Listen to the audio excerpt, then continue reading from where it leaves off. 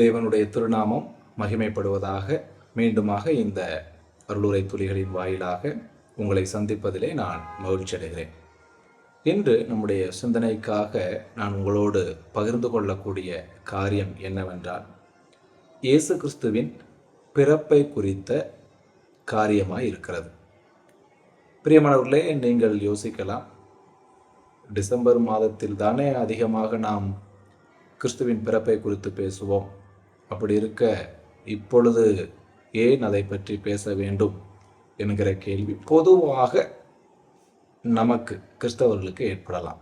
ஆனால் கிறிஸ்துவின் சிலுவை மரணத்தை, பாடுகளை எப்படி நாம் அனுதினமும் அல்லது நாம் கூடி வரும்போதெல்லாம் நினைவு கூறுகிறோமோ, அதே போல நம்முடைய அன்றாட வாழ்க்கையிலே அனுதினமும் கிறிஸ்துவின் பிறப்பையும் நாம் நினைவு கூறுவது அவசியமாக இருக்கிறது என்று நான் கருதுகிறேன். ஆகவே நாம் இயேசு கிறிஸ்துவின் பிறப்பை குறித்து, பிறப்பின் பின்னணியில் உள்ள சில காரியங்களை குறித்து இன்றைக்கு நாம் சிந்திக்க இருக்கிறோம். இதற்கு நான் ஆதாரமாக லூக்கா எழுதின நற்செய்தி நூல் அதன் 2வது அதிகாரத்தை எடுக்கிறேன். பிரியமானவர்களே, இங்கே நமக்கு தெரியும், இந்த 2வது அதிகாரம் இயேசு கிறிஸ்துவினுடைய பிறப்பையும் அதனுடைய பின்னணியையும் நமக்கு சொல்லக்கூடிய ஒரு அதிகாரமாக இருக்கிறது. மத்தேயு சுவிசேஷத்திலும் இயேசு கிறிஸ்துவினுடைய பிறப்பை குறித்து சொல்லப்பட்டிருக்கிறது. ஆகிலும் அது சுருக்கமாகவே சொல்லப்பட்டிருக்கிறது. ஆனால் லூக்கா தன்னுடைய இந்த புத்தகத்திலே, இந்த 2வது அதிகாரத்தில் அதை சற்று விரிவாக எழுதியிருக்கிறார். அப்படியாக நாம் இங்கே இதிலிருந்து 3 காரியங்களை அல்லது கிறிஸ்துவின் பிறப்பின் பின்னணியில் உள்ள 3 ஞான அர்த்தங்களை குறித்து சிந்திக்க இருக்கிறோம். பிரியமானவர்களே, இங்கே நாம் பார்க்கிறோம் 7வது வசனத்தில், லூக்கா 2:7, அவள், அதாவது இந்த அவள் என்கிற பிரதிபெயர் சொல் அன்னை மரியாளை குறிப்பிடுகிறது. அவள் தன் முதற்பேரான, அதாவது முதல் மகனை, முதற்பேரான குமாரனை பெற்று சத்திரத்திலே, அதாவது கிராமத்து விருந்தினர் அறை, இன் என்று ஆங்கிலத்திலே சொல்லுவார்கள், INN, சத்திரத்திலே அவர்களுக்கு இடமில்லாதிருந்தபடியினால், அதாவது அன்னை மரியாளுக்கும் குழந்தை இயேசுவுக்கும் யோசேப்புக்கும் அவர்களுக்கு இடமில்லாதிருந்தபடியினால் பிள்ளையை, குழந்தை இயேசுவை துணிகளில் சுற்றி, அதாவது அங்கே வேதாகம நாட்டிலே பிறந்த குழந்தைகளுக்கென்று சில துப்புரவு சடங்குகள் இருக்கின்றன. அதை எசேக்கியேல் 16:4 நாம் பார்க்க முடியும். அப்படியாக அந்த துப்புரவு காரியங்களில் உள்ள ஒரு காரியம்தான் துணிகளில் சுற்றுவது. ஏனென்றால் இவ்வளவு தெளிவாக, அதாவது துணிகளில் சுற்றி அந்த குழந்தையை கிடத்தினார்கள் என்று சொல்வதற்கான காரணம் என்னவெனில், இந்த நற்செய்தி நூலை எழுதினவர் ஒரு மருத்துவர். ஆகவே அவர் அநேக பிரசவங்களை பார்த்திருக்கலாம். ஆகவே தெளிவாக எழுதுகிறார், துணிகளில் சுற்றி முன்னணையிலே.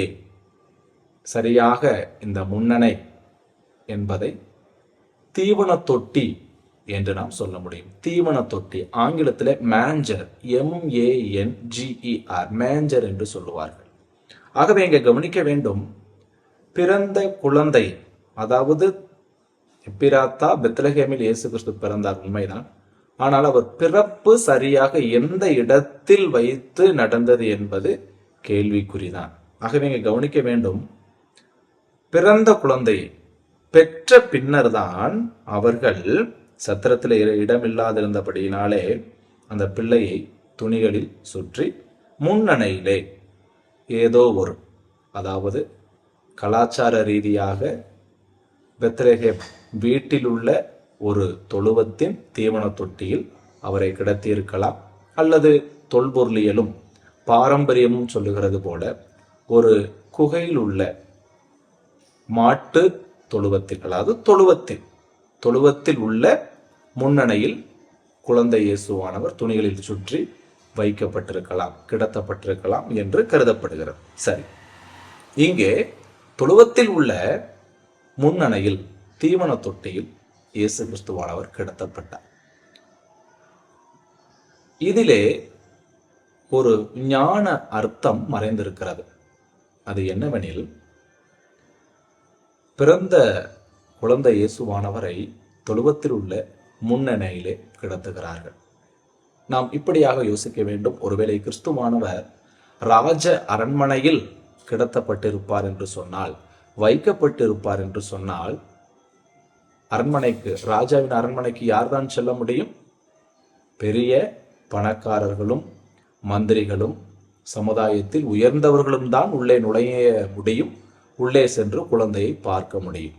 ஏழை எளியோரை, தாழ்த்தப்பட்டவர்களை, படிக்காதவர்களை யாரும் உள்ளே அனுமதிக்க மாட்டார்கள். ஆகவே குழந்தை இயேசுவானவர் தன்னை கிடத்துவதற்கு, அல்லது இறைவனானவர் தன்னுடைய இறைமகன் இயேசு கிறிஸ்துவானவர் கிடத்தப்படுவதற்கு ஏன் தொழுவத்தின் ஒரு தீவன தொட்டியை தெரிந்து கொண்டார் என்று சொன்னால், அதற்கு காரணம் எல்லோரும் அங்கே சென்று அவரை தரிசிக்க முடியும். ராஜ அரண்மனையில், மாளிகையில் பிறந்திருந்தால் ஏழைகள், தாழ்த்தப்பட்டவர்கள், சமுதாயத்தில் வெறுக்கப்பட்டவர்கள், ஒதுக்கப்பட்டவர்கள் அங்கே செல்ல முடியாது, குழந்தை இயேசுவை பார்த்திருக்க முடியாது. ஆனால் இறைவன் தன்னுடைய இறைமகனுக்கு தொழுவத்தின் முன்னணையை ஏன் தேர்ந்தெடுத்தார் என்று சொன்னால், இதுதான் அதற்கு காரணம். யார் வேண்டுமானாலும் உள்ளே சென்று பார்க்க முடியும், யார் வேண்டுமானாலும் அவரை கிட்டி சேர முடியும், யார் வேண்டுமானாலும் அவரை அணுக முடியும். யாரும் ஏன் உள்ளே போகிறீர்கள், அதாவது தொழுவத்துக்குள்ளே ஏன் போகிறீர்கள் என்று யாரும் இந்த உலகத்தில் பொதுவாகவே எங்குமே கேள்வி கேட்க மாட்டார்கள்.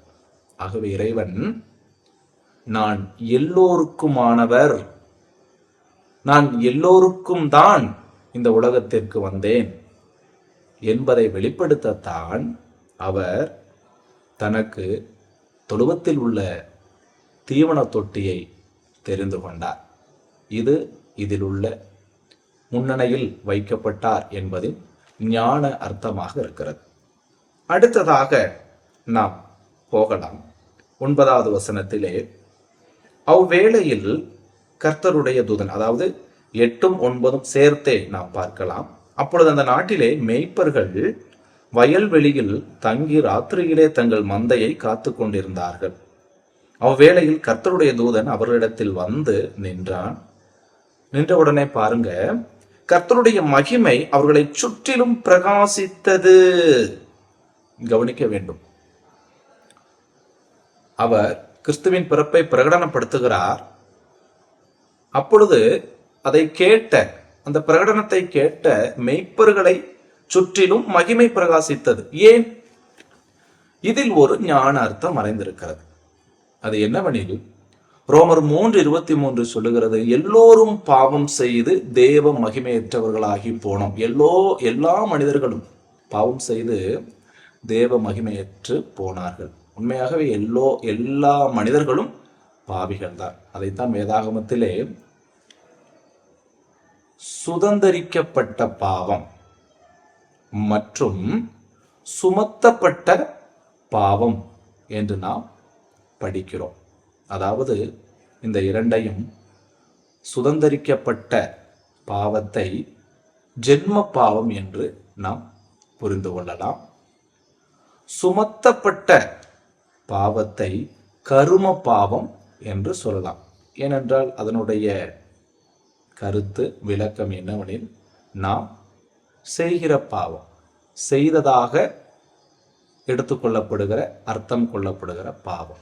ஆகவே இந்த உலகத்தில் உள்ள பிறக்கிற ஒவ்வொரு மனிதர்களும், உயர்ந்தவன், தாழ்ந்தவன், படித்தவன், பணக்காரவன் யாருமே இல்லை, எல்லோரும் இந்த 2 வித பாவத்தில் அகப்பட்டவர்களாகத்தான் பிறக்கிறார்கள். ஒன்று சுதந்தரிக்கப்பட்ட பாவம், இன்னொன்று சுமத்தப்பட்ட பாவம், ஜென்ம பாவம், கர்ம பாவம். ஆகவே இப்படியாக ஒவ்வொரு மனிதனும் தேவ மகிமை இழந்தவனாகத்தான் இந்த உலகத்திலே பிறக்கிறார்கள், இருக்கிறார்கள். ஆனால் இப்பொழுது இந்த மெய்ப்பர்களை சுற்றி கிறிஸ்துவின் பிறப்பை அந்த தேவதூதன் அவர்களிடத்தில் அறிவிக்கும் பொழுது அவர்களை சுற்றி மகிமை பிரகாசித்தது என்பதின் ஞான அர்த்தம் என்னவெனில், இந்த கிறிஸ்துவின் பிறப்பு, இந்த குழந்தையின் பிறப்பு இழந்து போன மகிமையை மனுகுலத்திற்கு மீண்டும் பெற்றுத்தரப்போகிறது என்பதுதான் இதில் உள்ள ஞான அர்த்தமாக இருக்கிறது. உண்மையாகவே இன்று நாம் இயேசு கிறிஸ்துவை விசுவாசித்தபடியினாலே தேவ மகிமையை பெற்றவர்களாக, நாளுக்கு நாள் மறுரூபப்படுகிறவர்களாக, தேவ சாயலில் மகிமையில் வளர்கிறவர்களாக நாம் இருக்கிறோம்.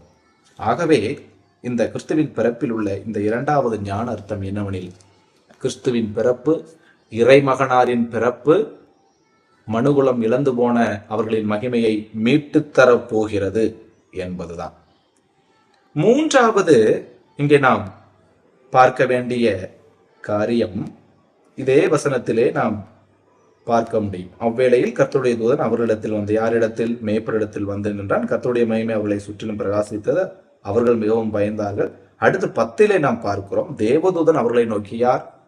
இந்த மெய்ப்பர்களை நோக்கி பயப்படாதிருங்கள், இதோ எல்லா ஜனத்துக்கும் மிகுந்த சந்தோஷத்தை உண்டாக்கும் நற்செய்தியை உங்களுக்கு அறிவிக்கிறேன் என்று கர்த்தராகிய கிறிஸ்து என்னும் இரட்சகர் உங்களுக்கு தாவீதின் ஊரிலே பிறந்திருக்கிறார் என்று சொல்லுகிறார். இங்கே நாம் பார்க்க வேண்டியது, ஏன் அந்த தேவதூதன் மெய்ப்பர்களிடத்தில் இந்த செய்தியை சொல்ல வேண்டும்? சர்வத்தையும் படைத்த சர்வ வியாபி, சர்வ வல்லவர், சர்வ ஞானியின் பிறப்பை ஏன் சாதாரண மெய்ப்பர்களுக்கு? சாதாரண என்று சொல்லும் பொழுது நீங்க தப்பா எடுத்துக்கொள்ள வேண்டாம். உண்மையாகவே வேதாகம காலங்களில் ஆதி முதற்கொண்டே மெய்ப்பர்கள் இழிவாகத்தான் பார்க்கப்பட்டார்கள். ஹீப்ரு என்கிற பதம் இருக்கிறது அல்லவா? அந்த ஹீப்ரு என்பதற்கான அர்த்தம் நோமத், நாடோடி என்பதுதான். அந்த நாடோடிகளின் தொழில் மெய்ப்பர் தொழில்தான், கூடாரங்களில் தான் வசித்தார்கள். ஆகவே ஆதி முதற்கொண்டே வேதாகம காலங்களில் இந்த மெய்ப்பர்கள் ஒரு இழிவானவர்களாக, ஒதுக்கப்பட்டவர்களாக கருதப்பட்டார்கள். இன்றைக்கும் கூட அதுதான் உண்மை. நம்முடைய பிள்ளைகள் படிக்கவில்லை என்று சொன்னால், டேய் ஒழுங்கா படிக்கலைன்னா உன்னை ஆடு மாடு மேய்க்க விட்டுருவோம்னு இழிவாத்தான், ஒரு கிண்டலாத்தான் சொல்றோம். ஓகேங்களா? ஆகவே ஏன் இப்படிப்பட்டவர்களிடத்தில் இந்த செய்தியை தூதன், அதாவது இறைவனுடைய கட்டளைப்படி தூதன் அறிவிக்க வேண்டும் என்று கேள்வி கேட்டால் அதில் ஒரு ஞான அர்த்தம் இருக்கிறது. ஏனென்றால் இந்த பிறப்பை குறித்து ஒரு பணக்காரர்கிட்ட, உதாரணமா இந்தியாவில் நம்பர் 1 கோடீஸ்வரராக இருப்பவர் அம்பானி அவர்கிட்ட போய் இந்த செய்தியை சொன்னா, அவர் யார்கிட்ட இந்த செய்தியை பகிர்ந்து கொள்ளுவார்?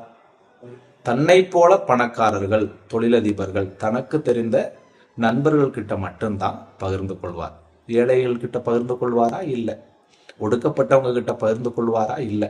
பணம் இல்லாதவங்க கிட்ட பகிர்ந்து கொள்வாரா? இல்லை. தாழ்த்தப்பட்டவங்க கிட்ட பகிர்ந்து கொள்வாரா? இல்லை. யாருக்கிட்டையுமே இல்லை. தன்னுடைய தகுதிக்கு ஏற்றாறு போல உள்ள நபர்களிடத்தில் தான் பகிர்ந்து கொள்வார்.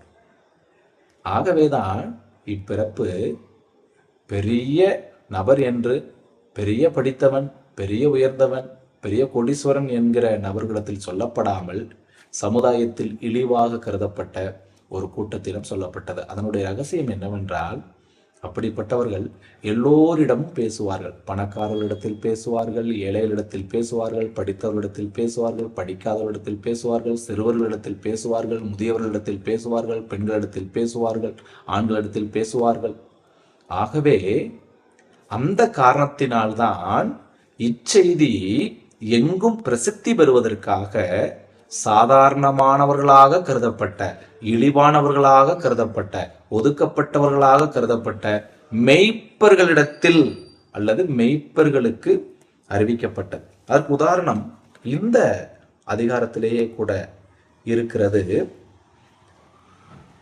17வது வசனம். 17வது வசனத்திலே நாம் இப்படியாக வாசிக்கிறோம், அந்த பிள்ளையை குறித்து தங்களுக்கு சொல்லப்பட்ட சங்கதியை, அதாவது செய்தியை பிரசித்தம் பண்ணினார்கள், அதாவது பிரகடனப்படுத்தினார்கள். பார்த்தீங்களா?